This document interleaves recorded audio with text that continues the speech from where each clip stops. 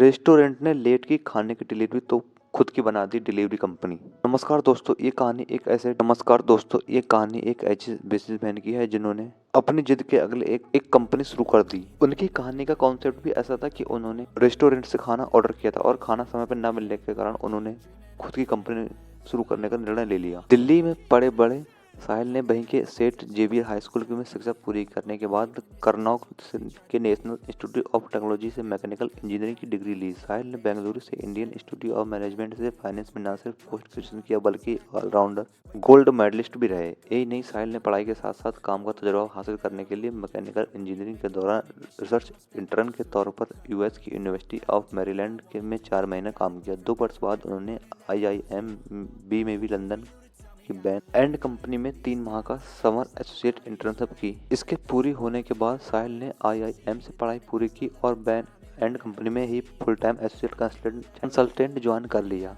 अगले 1 वर्ष में साहिल प्रमोट होकर सीनियर एसोसिएट कंसल्टेंट बन गए। तरक्की के साथ ही उनकी जिम्मेदारी के क्षेत्र में भी विस्तार हुआ और उन्हें प्राइवेट इक्विटी, टेलीकॉम और हेल्थकेयर जैसे सेक्टर सौंपे गए। साहिल की परफॉर्मेंस को देखते हुए जल्दी उन्हें कंसल्टेंट की जिम्मेदारी दे दी गई। इस नौकरी के दौरान साहिल की मुलाकात सुरजू सहारन और मोहित टंडन से हुई। अपनी वेंचर शुरू करने में दिलचस्पी के चलते ये तीनों दोस्त बन गए। वक्त के साथ साथ वेंचर की शुरुआत का विस्तार मजबूत होता गया और एक कारगर आइडिया की तलाश होने लगी। इसी के चलते उन्हें नौकरी से 6 महीने छुट्टी लेने का फैसला लिया। उन्हें छुट्टियों में एक रात जब साहिल और सूरज ने गुड़गांव स्थित एक रेस्टोरेंट से खाना ऑनलाइन ऑर्डर किया तो इसकी डिलीवरी में परेशानी को देखकर उन्हें इस बात का अंदाजा हो गया कि भारतीय ई-कॉमर्स में डिलीवरी सुविधा में बहुत बड़ी कमी है और रेस्टोरेंट के लिए डिलीवरी नेटवर्क के लिए कोई ऑनलाइन या फिजिकल मॉडल भी नहीं है। इसी काम में उन्होंने अपना बिजनेस आइडिया मिल गया और दोनों ने रेस्टोरेंट के मालिक से मुलाकात की और डिलीवरी की समस्या सुलझाने का प्रस्ताव दिया। यहीं से डिलीवरी का जन्म हुआ।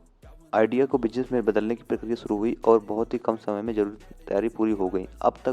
अब वक्त डिलीवरी बॉयज को हायरिंग का था। इसी बीच साहिल की मुलाकात उसी रेस्टोरेंट के मालिक से हुई जहां से वे अक्सर खाना ऑर्डर किया करते थे। मालिक के साथ बातचीत में उन्हें मालूम हुआ कि वह रेस्टोरेंट बंद करके अपने स्टाफ को दूसरी जगह नियुक्त करने की तैयारी कर रहा है। ये जानकर साहिल ने उन कर्मचारी को हायर करने का प्रस्ताव रख दिया। अपनी बचत और urbantouch.com के अभिषेक गोयल के निवेश के साथ साहिल ने उनकी डिलीवरी की शुरुआत गुड़गांव में 250 वर्ग फीट की एक कॉर्पोरेट ऑफिस से की। शुरुआत इस समय उनके पास कुल 10 लोगों की टीम थी, जिनमें 4 डिलीवरी बॉय थे। अपने बिजनेस को विस्तार देते हुए उन्होंने लोकल रेस्टोरेंट के साथ हाथ मिलाना शुरू किया और उनके ऑर्डर को आधे घंटे के अंदर पहुंचाने का वादा भी किया। डिलीवरी का मॉडल काफी पसंद किया गया और बहुत कम समय में उन्हें गुड़गांव में ही 100 ऑर्डर रोज मिलने लगे। अभिषेक गोयल को भी डिलीवरी का काम अच्छा लगा और उन्होंने अपने पैकेज डिलीवरी का ऑर्डर भी साहिल को सौंप दिया। यहीं से डिलीवरी के खाते में पहला ई-कॉमर्स क्लाइंट शामिल हो गया। ई-कॉमर्स से मिलने वाले काम को देखकर साहिल और उनके दोस्त ने गहराई से मार्केट की पड़ताल की और पाया कि इस क्षेत्र में उनके लिए बड़े अवसर मौजूद हैं और रेस्टोरेंट डिलीवरी का काम वे बाद में भी कर सकते हैं। अपनी इस सोच के साथ उन्होंने जनवरी 2011 में डिलीवरी को पूरी तरह से ई-कॉमर्स पर केंद्रित कर दिया।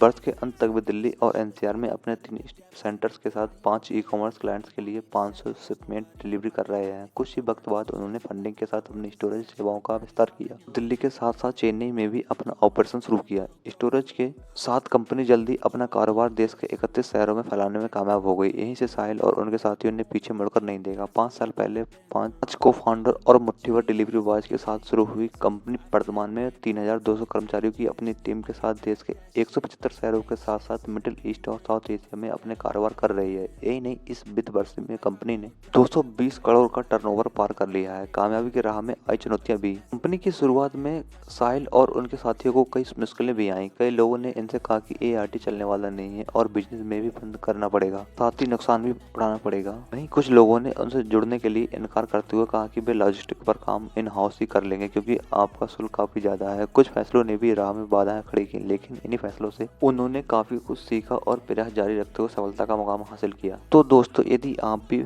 सफल होने का कोई फैसला लेते हैं और आपके मन में सक्सेस होने के लिए कोई भी आइडिया है और उस पर काम करते हैं तो आपको सफलता जरूर मिलती है, लेकिन आपके लिए उसके लिए कड़ी मेहनत करनी होगी, तभी आप सफल हो पाएंगे।